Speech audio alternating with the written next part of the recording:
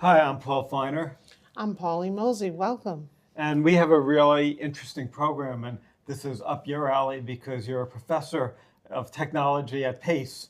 Our guest today is Garrett McAlister, who is Vice President and Chief Information Officer at SUNY Westchester Community College, and we're going to be talking about cybersecurity. Cybersecurity is a really important topic because it's the act of protecting computer systems, networks, programs, and data from digital attacks, unauthorized access, damage, or theft.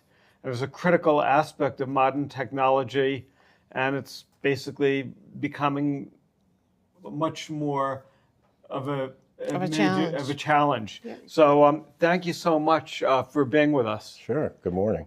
Maybe you could tell us a little bit about yourself and what prompted the creation of the Westchester County Cyber Security Task Force. Okay, a little bit about myself. So we don't have that much time, but I'll give you the elevator pitch. So Garrett McAlister, I'm the Vice President and Chief Information Officer at SUNY Westchester Community College. I started there in 2014, and the college has evolved. Got to give the college a plug. We're heavy into cybersecurity. We have a cybersecurity program there, a 2-year associate's degree in cybersecurity, helping our students to learn about threats, how to mitigate threats, how to understand what cybersecurity really means in regards to applications and data systems and telecommunication systems. So again, been there since 2014. It's been a ride. The Cybersecurity Task Force of Westchester County was started by former legislator George Latimer and deputy at the time, Ken Jenkins, who is now the county executive as we speak. And they had foresight into this and seeing that many of the constituents within Westchester County were really being hampered by cyber attacks, whether it be credit card theft, the email spam, the I'm going to sell you a piano that's worth for $10 and it's worth $1 million, so you're the lucky one. So they put this task force together, not just for just the public, but also for the businesses in Westchester County that are being hampered by these threat actors. Right, there was an article in the New York Times that even a New York Times reporter a couple of weeks ago said that he almost got scammed. Yeah. But are cyber threats getting worse now? Is it a bigger problem? Yeah, they're getting worse. So many of the threats, they've been there for years since the internet was turned on, right? So now you have a digital doorway that's into your home that you don't even realize that's being attacked. We're worried about the perimeter, the physical perimeters, but while we can secure those things, you have an internet connection in your home. So if you have all of these digital devices, and not to scare anyone, but if you have these digital devices and they're constantly on, and if the software is not updated, if the proper security parameters are not put in place, you could be compromised. So yeah, it's getting worse. Especially with the war, the multiple wars that we have going on. Our adversaries are looking to attack us because as we help others. The United States is the greatest country on earth. And, as we move our resources from left to right, up, down, sometimes it's hard to defend the home front. And really, I would encourage every citizen to take it upon themselves to educate themselves in regards to cybersecurity and improving their posture as they use these different technologies. Right. So the Westchester Cybersecurity Task Force, does it offer programs, or does Westchester Community College offer programs so individuals in our viewing audience, if they wanted to become more aware of cybersecurity or learn about how to prevent themselves from being hacked, where would they go? Or could you talk about any programs that would be offered either through the college or through the cybersecurity task force? Sure. So the college, we do have a mini series coming up actually next week. That'll be on next Wednesday at 11 a.m. It'll be a virtual, and I can get you the link. But we're targeting our audience as far as our 12,000 students and our faculty, staff, and administrators to help them understand the different cyber threats that are out there. So that's one thing that we're doing at Westchester Community College. The other is if you Google cybersecurity training, SUNY WCC, there will be an actual link that you can go to, take 5 trainings, and you can go in, take a quiz, test your knowledge, you get a little certificate. You know, from there, I would recommend anyone to come in, and if you would like to speak to me or even just view our cybersecurity, we have a, what do you call it, the Center of Excellence. And it's a beautiful Center of Excellence in the Gateway building, and the students are all in there, and they're always willing to help. You know, we've got an army at WCC, and I'm proud of it, right? And of course, we have an articulation agreement with our partners at Pace, so and many other institutions. But we're building an army in Westchester. So, awesome. when they were talking about the partnership with Pace, Yes. Could you explain what that is? Well, we have a cybersecurity program at Pace, and so does WCC. And the partnership is just essentially students come to WCC, begin their degree journey in cybersecurity, get their associate's, come on over to Pace, and resume and get their bachelor's. Is it hard to get a job once you get a degree in cybersecurity? No, it's not hard at all. With all the threats that are evolving, you know, there's probably at WCC, and I'll just say this: we look at our logs and our firewalls. We're probably being attacked 10,000, 20,000 times a day. So it's not hard. Wow. Yeah. So actually, if somebody is in high school right now and they have friends who graduated college and they can't find jobs, this is a good field, you know, to go into cybersecurity. Absolutely. There's somebody who last week, you know, stopped by my office, and he's very skilled in IT, and he's having a very difficult time getting a job. Would it make sense for me to suggest to him that he transition to cybersecurity? Yeah, I'd recommend it if he's really good in IT and has the basic fundamental understandings of how it all works.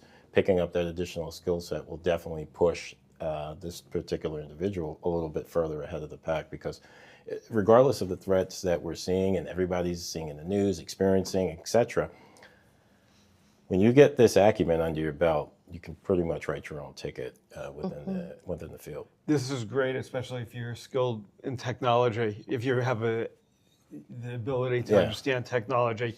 One of the questions I have is, there's different cybersecurity threats, you know, businesses, but the average person, the person who's watching this program, you know, may only have an iPad or an iPhone, and they really don't use their computers a lot for very advanced things.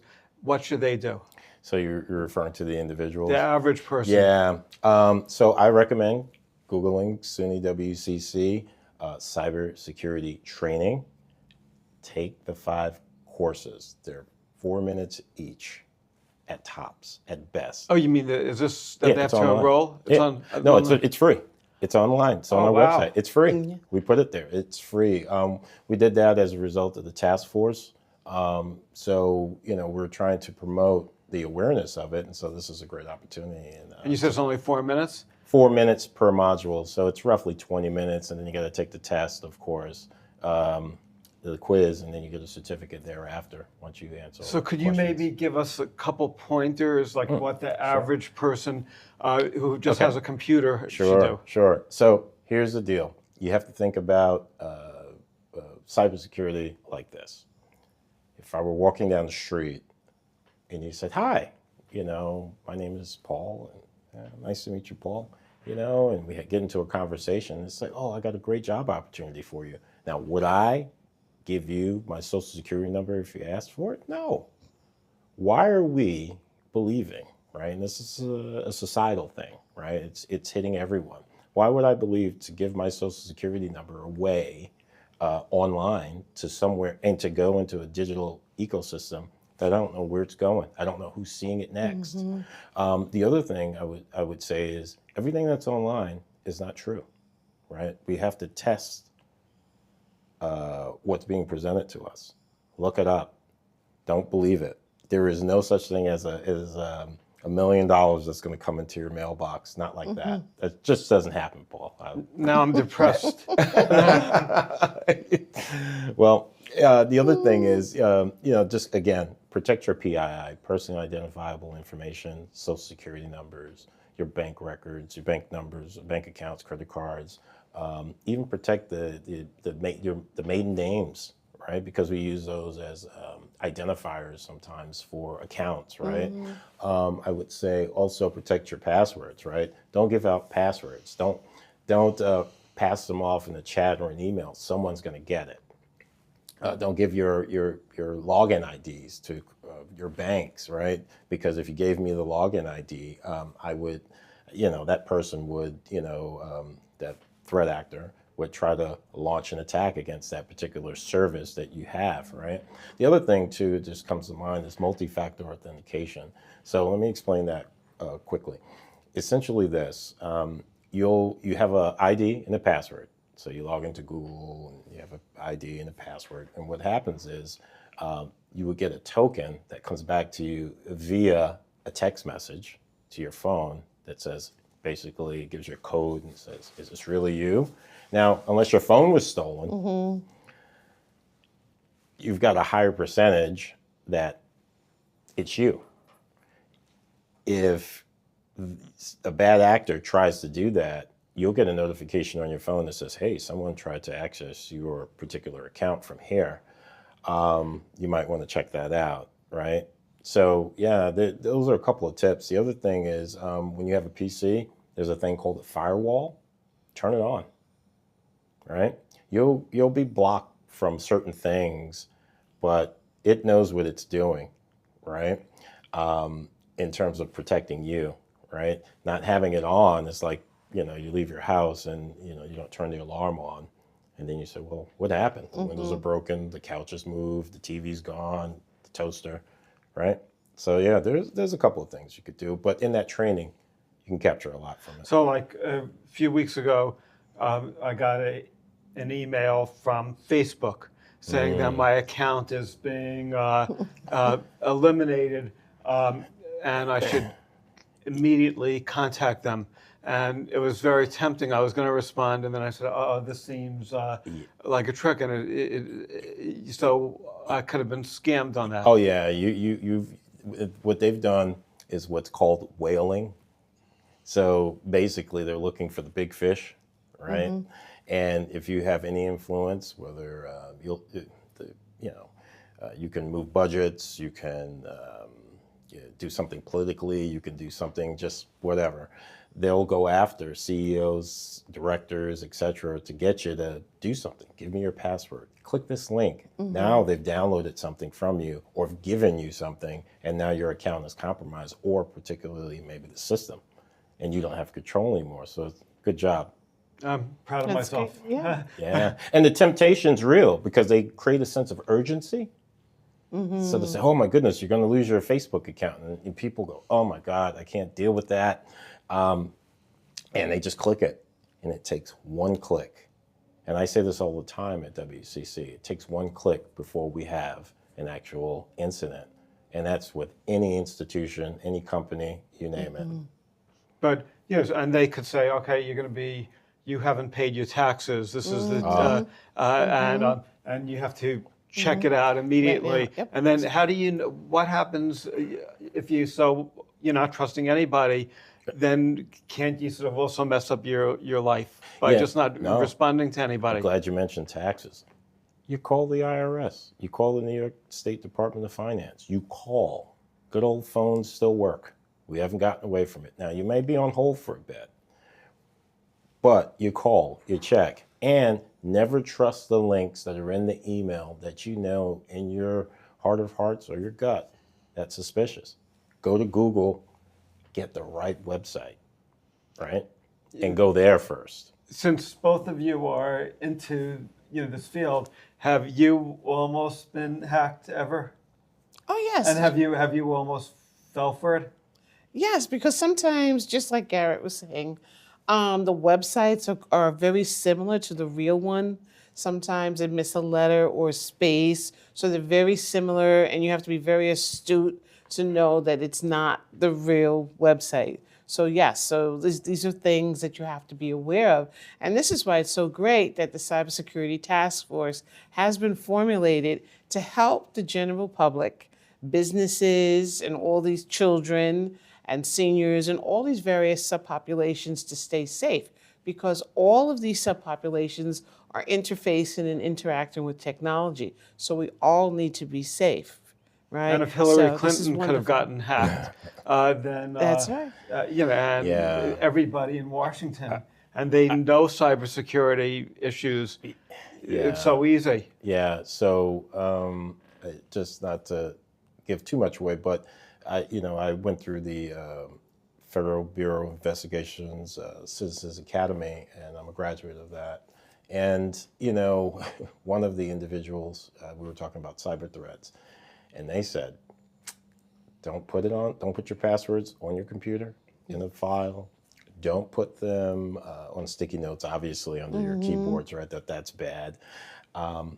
He pulled out his wallet and he wrote it there. And he said, and even then, that's still a risk. But you really have to be careful where you're putting your data, your IDs and your passwords. You really have to think about this. Thank goodness for multi-factor authentication. Like my financial institution does it. I logged in this morning and, it says, hey, is this you? I get a text message or a call. And then when I hit the, 1 or 2 or whatever it is, then it opens up the page. But before that, it was just, the Wild West, and people really got hurt. So you asked the question, did I ever get scammed? The answer is no, but close. And it was more on it was actually on the personal side, because I'm going back and forth, and then something tipped me off in regards to the verbiage that was used in the email, and I was like, and I just responded, no, thank you, block, and then we're done with them. But I think it used to be it was very primitive, the emails you got, and now it's very sophisticated, and they're making fewer grammatical mistakes. The emails look more authentic, so it's so much easier to really get tricked. Yeah, welcome to the age of AI. That's it. AI is taking those who are not able to speak necessarily English well, and take whatever little bit that they give and create probably the best email of urgency in furtherance of committing a crime via the site, via the internet. So we have that. We've got the deep fakes. We've got deep fakes video. What's the deep fakes? Oh, the deep fakes are basically right now we're in this video here, and then someone takes a picture of me and a portion of it, and they actually take my likeness and create a video that's not necessarily the greatest thing in the world. It could be me giving, if I were president of the United States, let's say, saying, hey, here's an executive order that I'm going to be signing, blah, blah, blah, and that's not true. Our allies and our adversaries see that, they're going crazy, right? So, that's one way, and then of course they can do it with the video and the voice. So we're in a new stage of technology. And also, I guess another way of getting hacked is somebody could basically be doing like saying, "Oh, I'm a relative of yours," and then scaring you. Yeah. So in my family, we actually have safe words. We've got safe word 1 and safe word 2, right? So there's a password and there's a second password, because it's happened to people where, you're abroad and your daughter or son's traveling, and all of a sudden it's, hey, I need this money. Maybe it's not a hostage situation, but I'm in trouble and I can't talk to you because of whatever. But then they call because now of the whole AI thing, you know, they can replicate the voice, right? Because everyone's online taking videos and pictures. Right, because everybody got used to the fact that if somebody from Kenya has cancer and they're calling you, emailing you, that you don't have to give money. But now all of a sudden, somebody could replicate a voice and an image, and people would say, "Oh gosh, they really have been kidnapped." Right. And I have, or something. They really are in trouble. So the first thing I would say is, you know, if that occurs, you contact your law enforcement, right? If you're overseas, then you contact the oh my goodness, what am I? The embassy, right? The embassy, right? So work with your local law enforcement. They'll cart you over to the embassy, and of course, then the FBI field office that's closest to you, and then they have what's called, I believe, legates, you know, and legal law enforcement officials in different countries, and they'll work with those officials there to find out what's really going on. Actually, I did get involved in something like that, helping someone out, and everything turned out okay. So That's great. It's so interesting, this whole subject, really. Absolutely. And do you feel that the average person in Westchester is aware of this threat? Of cyber, no, because you know they know it's there, but they don't believe that it really can happen to them until it does. Right? Yep. So, you know, people are saying, not me, I'm just me. Well, we all have a stake in this, this thing called America. And the way that I look at it is we really have to bring our acumen up, all of us, to a certain level of, hey, good posture, good awareness, right? See something, say something. Don't let anything go by. It looks suspicious. We're human beings. We've got that with the sixth sense. We all know. So say something. Say something to law enforcement. Say something to a relative. If you're an elder, I would say something to your kids and say, hey, what do you think of this, right? I'm a little bit nervous about that. That's why we have those inner feelings. Use them. And if somebody has is a victim of the cybersecurity, hacking, could they contact your task force? How does your task force interact with, say, Westchester residents? So our task force is based on creating the awareness component, right? We do meet with law enforcement to Westchester County. We do have connections, obviously, to the Federal Bureau of Investigations.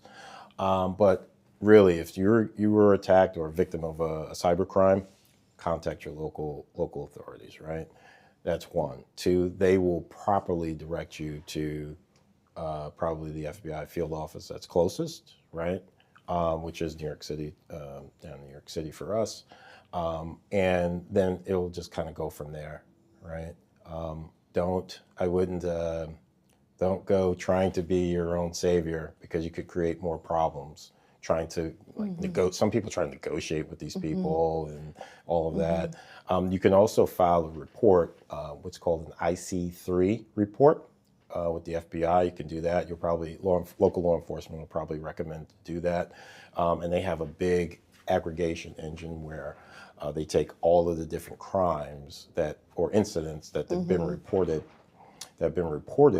and they actually aggregate it, and they say, hey, listen, this is where that bad actor is. We got him.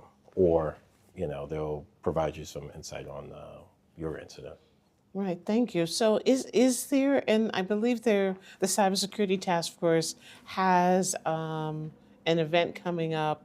Is it in October or November? I can't remember the date. At the public library that's going to... And remember, this is going to be on, also after, we're going to keep the YouTube after. So when you answer this, how could people get the information from events? Okay. It's after if the event takes place. Right. So the event, I don't remember the date myself. I think it's the 29th. I think it's the 29th, but Yeah. but there'll be future events, like Yeah, Paul was no, saying. there'll definitely so be where future could they events. find these future events Oh, to be aware of you can from the Cybersecurity Task Force? Sure. You can Google the Cybersecurity Task Force, Westchester Community College. I'm so sorry, Westchester County, and there is a page that's there, and we can list the events there that are coming Wonderful. up typically. Yeah, and there are actually recordings that are listed on that page from task force meetings that are public. That's great. What about, businesses? Should businesses act differently than, say, a private? Absolutely. And could you give us some pointers? Yeah, I'm going to give you the pointers. Businesses need to get an understanding of what data they have, what data that's going out, what they're keeping. They need to understand their technology posture internally in terms of, like, do you have firewalls? Do you have virus protection?